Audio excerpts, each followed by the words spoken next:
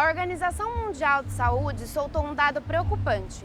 Atualmente, cerca de 350 milhões de pessoas no mundo sofrem de depressão. 5 milhões só no Brasil. Em 2030, a depressão deve ser a doença mais comum no planeta.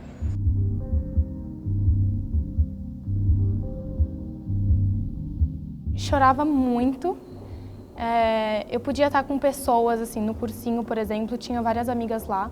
Então eu conversava e tal, mas sempre tinha aquele um segundo que quando você está com você mesma, você se sente muito mal, assim. E se eu chegava em casa também, eu me fechava completamente, parecia uma nuvem negra em cima de mim mesmo. E eu ficava o dia inteiro na cama, praticamente. Não sentia tesão por nada, sabe?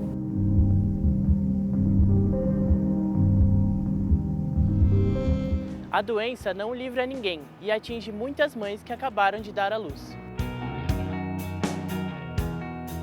As pessoas acreditam que os sintomas fazem parte da gestação mesmo, do puerpério, é assim mesmo, é que ela não está dormindo, é normal. Mas muitas vezes não é normal que a mulher está vivendo, né? Então muitas vezes essa condição é subdiagnosticada e se é subdiagnosticada é subtratada também. No acervo do Goulart encontramos uma reportagem em que choques elétricos eram usados para o tratamento da doença.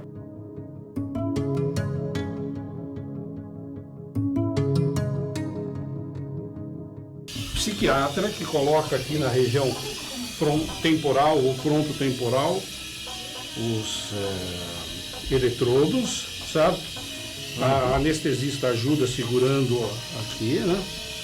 E eu disparo o aparelho, né? Disparo o aparelho para a crise. Atrás desse meu ato de apertar esse botão disparando a crise, está todo um estudo de minha responsabilidade sobre o paciente.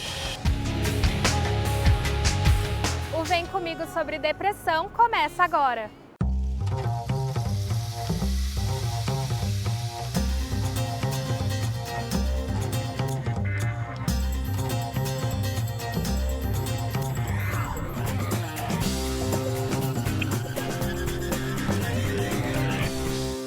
Tenho um amigo que tem 29 anos, tem depressão. Eu tenho um amigo, uma amiga que tem 40 e que tem depressão. Existe depressão química, depressão por você perde um ente querido, você termina um relacionamento. Mas aí às vezes as pessoas confundem com uma tristeza que vem de uma ocasião, como uma perda de emprego, ou eu me distanciei de alguém. Então existem essas variações de depressão que às vezes as pessoas acham que devem entrar com remédio, mas às vezes é uma ação muito forte, um psicólogo, uma conversa com um terapeuta ajudaria. Então depende, né, Goulart? Depende muito. Eu fiz uma matéria sobre depressão há muitos anos. Não, há muitos tantos não, 2000 mais ou menos, 16 anos, 17. E ela é recorrente, né? Porque ela é uma doença da sociedade moderna, né? Você vai no campo, o carinha tá então você tem depressão. Não tem nada. Não tem. O que mais te assustou nisso aí? Como jovem, né, você?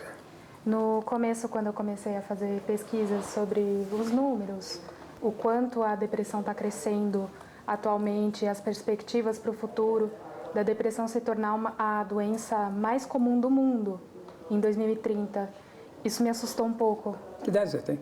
Eu tenho 19. 20. 20? Eu tenho 20 também. 22. Não tenho 20, Goulart, 20. Não me deixa mais velho. Jornalismo ou não? Jornalismo. Jornalismo. Rádio e TV. Rádio TV. Jornalismo. Jornalismo. Você fez câmera? Sim, vou fazer. Estou muito animada. Não fez ainda? Ainda não. Mas já não fez nada? Não, a gente criou as pautas, agora tá só esperando para começar a gravar. Onde você vai primeiro? A gente ainda não sabe, é surpresa. A gente tá... É segredo? Sim. Você quer saber? Quero saber se você já teve depressão. Sim, claro. Foi um período difícil? Ou foi fácil de superar? Não, eu nem sabia que tinha. Eu curei com um trabalho. É difícil de diagnosticar mesmo, é um dos pontos Olha, mais eu nem difíceis. sabia que tinha, por isso eu não diagnostiquei. Não sei se hoje eu ainda tenho, mas eu não abro mão do exercício profissional. Isso é legal. Uma coisa que te animava, te botava pra cima, hein? Não, que me bota sempre pra cima. Sim, isso é muito bom. Eu só tenho 83, menina. Só? Nossa, tá Viver mais uns 20 na anos, flor da né? idade. Bom trabalho, hein? Obrigado. Obrigada. Obrigada.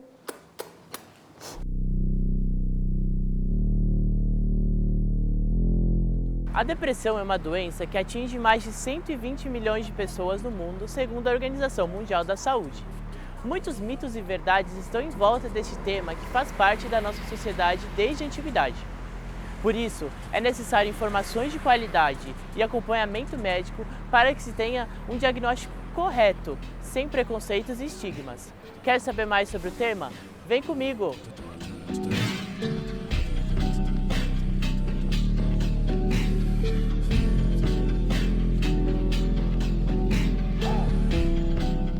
A depressão a gente tem que fazer uma diferença, né, de depressão sintoma e depressão doença. Depressão sintoma é uma coisa que todo mundo tem, que é uma coisa reacional. Antigamente fazia uma diferença de depressão endógena e de depressão exógena. Essa exógena seria os quadros reacionais do dia a dia, né, de perdas, de luto, e a depressão, transtorno como uma doença. Eu tive mais ou menos entre os 17 a quase 19 anos. Eu fui para o cursinho e eu não fazia ideia do que eu queria fazer de faculdade. Eu fiquei sofrendo muito para decidir, uma crise existencial mesmo, assim. E aí esse momento foi muito crítico, eu ficava muito, muito triste mesmo. Mas era isso, eu achava que era uma tristeza normal, realmente.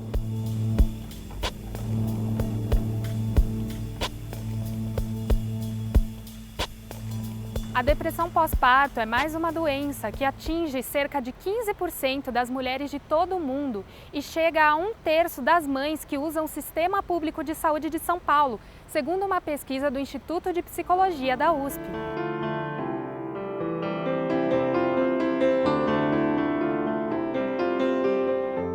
A depressão pós-parto tem algumas características que são especiais do período, né?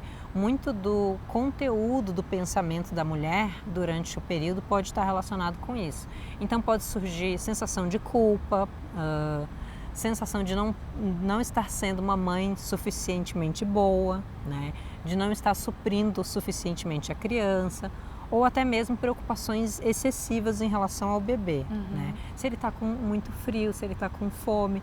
As preocupações são inerentes ao período puerperal, né? Mas quando a mulher está deprimida, essas preocupações podem ser excessivas, no caso. O que é a depressão? Tem pessoas que são deprimidas, que estão andando aí do seu lado, aqui agora. E uma doença silenciosa, que convive só com a pessoa. E eu fui atrás de tratamentos disso aí. Pesados. Quer ver? Vai.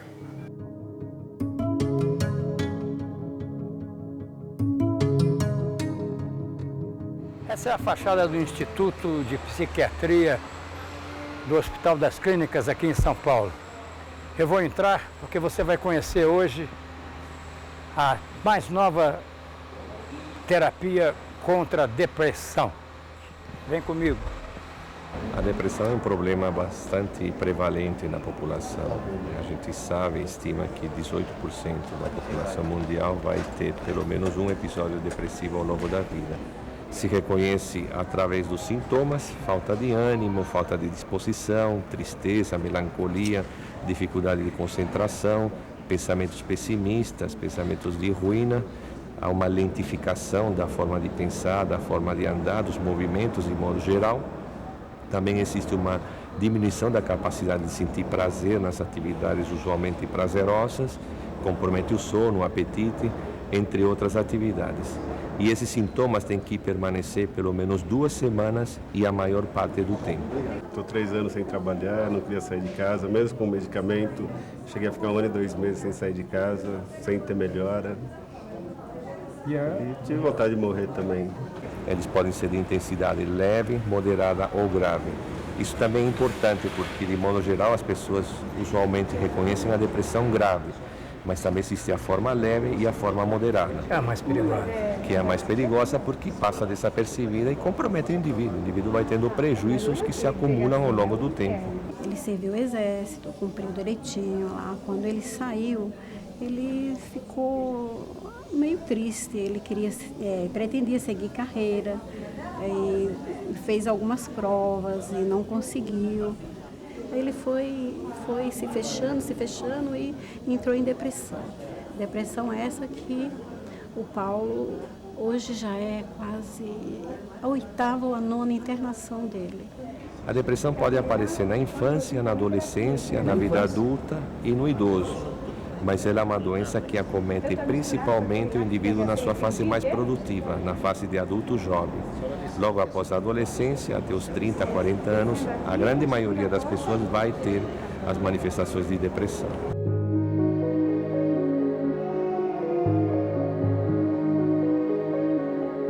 A depressão vem de muito antigamente, já que já se fala, não é uma doença da modernidade como se pensa. Sim.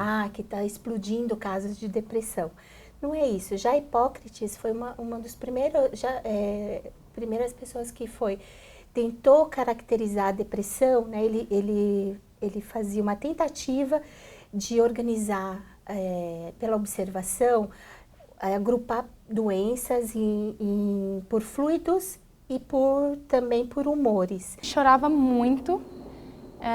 Eu podia estar com pessoas, assim, no cursinho, por exemplo, tinha várias amigas lá que saíram do colégio e foram para o mesmo cursinho que o meu. Então eu conversava e tal, mas sempre tinha aquele 1 segundo que quando você está com você mesma, você se sente muito mal, assim. E se eu chegava em casa também, eu me fechava completamente, parecia uma nuvem negra em cima de mim mesmo. E eu ficava o dia inteiro na cama, praticamente, não sentia tesão por nada. Famílias que têm casos de depressão, os filhos têm maior incidência. Então, na entrevista, a gente sempre procura saber os antecedentes. Primeiros mais ligados, né? Pai, mãe, tio, avós, porque tem uma incidência maior. A minha mãe, ela já teve depressão por muito tempo. E então ela fazia psicóloga e aí ela começou uma terapia alternativa com uma terapeuta holística. E ela estava se sentindo super bem e ela viu que eu estava com bastante dificuldade, que já estava chegando no final do ano para fazer vestibular. E aí ela falou para eu ir numa consulta. Aí foi quando começou, eu cheguei lá, aí eu achei que eu não ia ter muita coisa para falar. E aí ela mexeu num ponto central aqui do coração, que é o emocional. E aí eu comecei a chorar muito, muito, muito, e aí começou o meu tratamento, assim. Em geral, é alguém mais próximo da família que percebe que ela tem os sintomas e aí tenta encaminhá-la para o médico? Ou a própria mulher pode perceber que tem algo errado e procurar ajuda? Em geral, como funciona? É bem interessante essa tua pergunta, porque a depressão pós-parto ela é muito subdiagnosticada, né? As pessoas acreditam que os sintomas fazem parte da gestação mesmo, do puerpério, é assim mesmo, é que ela não está dormindo, é normal. Mas muitas vezes não é normal o que a mulher está vivendo, né? Então muitas vezes essa condição é subdiagnosticada e se é subdiagnosticada é subtratada também, né? Então é interessante essa tua pergunta porque é bem importante a gente ficar alerta aos sintomas, tanto os profissionais de saúde quanto os familiares, quanto as próprias mães. É importante esclarecer que sentir-se triste a maior parte do tempo, né? Ou ter uma alteração muito importante de sono, de apetite ou de prazer, quando isso chega numa magnitude, existe um grau disso que não é esperado. Eu vou te levar para conhecer o eletrochoque, que é a nova terapia mais moderna para combater a depressão. Vem comigo. Nós vamos começar, né? Fica ali, olha. O paciente está monitorado, né? Nós tiramos o travesseiro para ele ficar o mais horizontal possível, a monitorização cardíaca, a monitoração automática de pressão, né? E aqui o oxigênio circulante do organismo dele, tá? Tudo monitorizado. Ali você tem o oxímetro, o aparelho de pressão não invasiva, o eletrocardiograma e o aparelho de ECT. Quer dizer, esse eletrochoque, que é aquele aparelho lá, aquele aparelho, isso, aquele cinza, né? O cinza, ele provoca uma convulsão no paciente. E essa convulsão é terapêutica. É muito importante também nós colocarmos aqui no Ivanor, que é nosso colaborador, abre a boca, a proteção bucal. Ele morde, porque com a crise, ele pode... A convulsão, ele pode morder a língua. Morder a língua, né? Ou quebrar algum dente.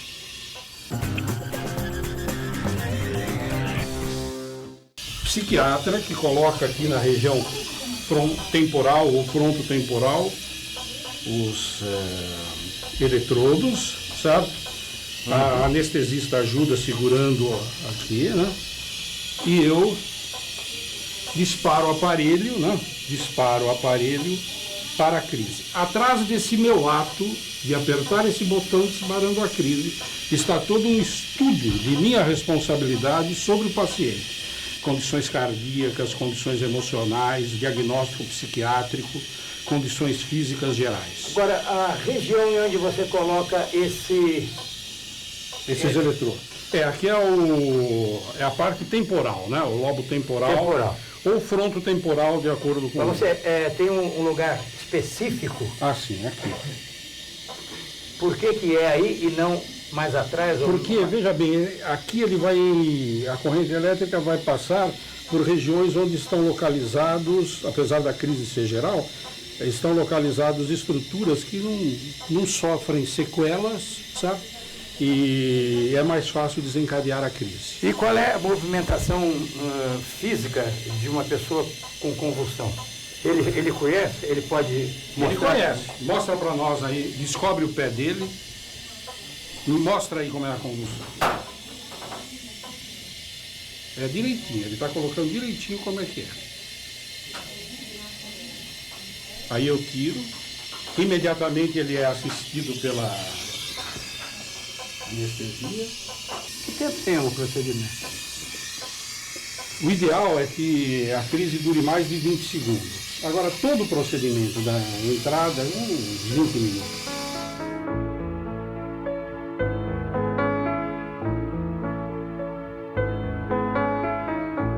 Não adianta só a gente tratar com antidepressivo. Nós não temos os dados do Brasil, mas nos Estados Unidos, depois que começou, né, a fluoxetina, teve um boom, né, do Prozac, e esse boom achou que era a droga da felicidade. Acho que isso é muito importante falar. Que não é assim. Que tem um alto índice de melhora e de cura quando se tem um acompanhamento psicoterápico, seja ele qual for, ou terapia cognitiva comportamental, ou psicanalítica, mas só a medicação não entra como uma pílula mágica. Acho que a família é essencial em todos os aspectos, né? De apoio, né? De não falar só de não falar que é falta de vergonha na cara, que é preguiçoso, né? Que tem que ter coragem, levantar e procurar fazer as coisas. Eu acho que fala muita coisa de sem vergonha, é preguiçoso. Então isso, só de não falar isso já ajuda.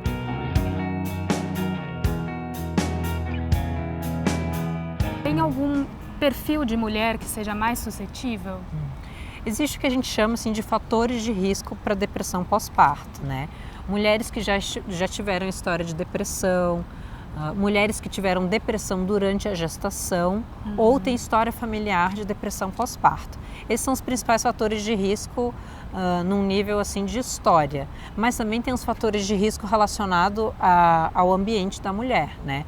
Uma mulher que tem uma gestação que não foi desejada, que não foi aceita, um ambiente familiar hostil, violência doméstica, relações conturbadas, tudo isso também acaba sendo um fator de risco para a mulher desenvolver a doença. Não havia remédio que resolvesse. Ele trocou passou por 3 médicos diferentes, mudou a medicação por várias vezes, dosagem em miligramas, medicamentos mesmo, e não surtia assim efeito. E aí?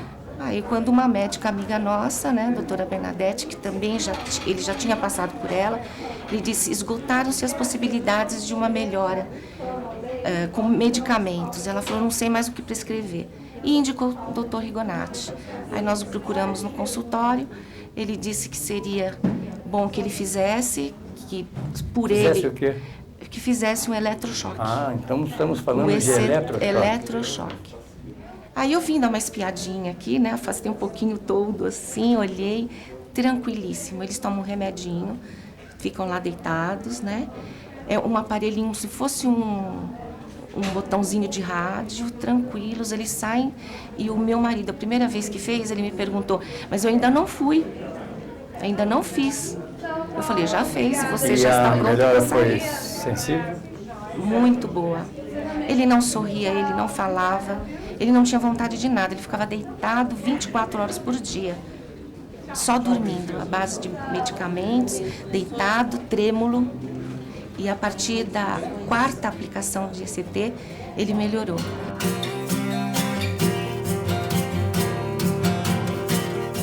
Como funciona o tratamento? São usados medicamentos? Especialmente em relação aos antidepressivos, a gente tem que pesar os riscos e os benefícios, né? Ou seja, se por um lado a gente tem um risco de usar os antidepressivos, que um pequeno percentual da medicação pode ser excretado no leite, isso é um fato. Se por um lado existe isso, por outro lado existe o prejuízo de tu não tratar a mãe, de tu não tratares a mãe. Por outro lado, a gente tem os benefícios, né, do tratamento, que é melhora da qualidade de vida, melhora dos sintomas e do próprio, diminui o risco da criança também ter algum prejuízo do seu desenvolvimento, né? Mas sobretudo quando a gente usa um antidepressivo numa mulher que está amamentando, a gente sempre usa a mínima dose efetiva que a gente pode utilizar, né? Sempre supervisiona a resposta da mulher e os possíveis efeitos que a criança pode ter. Então a gente supervisionando isso de uma forma adequada e tomando uma decisão conjunta com a família, levando em conta os riscos e os benefícios, o tratamento tende a ser bem satisfatório.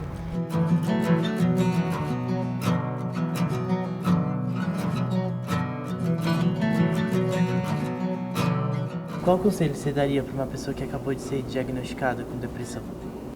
Eu acho que é muito difícil a própria pessoa admitir para ela que ela tá, porque às vezes a gente se coloca num centro muito inferior de que a gente não merece nada e que a gente deve ficar ali triste mesmo, mas não, porque a gente consegue ser feliz, assim, é uma verdade. Então, vale a pena buscar essa felicidade. O que ajuda, né? Ajuda a mídia, né? Isso que a gente está fazendo, de orientar, de falar que não é... Trazer informação de qualidade. Informações de qualidade, né? Eu acho que é isso, é propagar e tirar esse estigma de que a pessoa é falta de fé, vagabundo.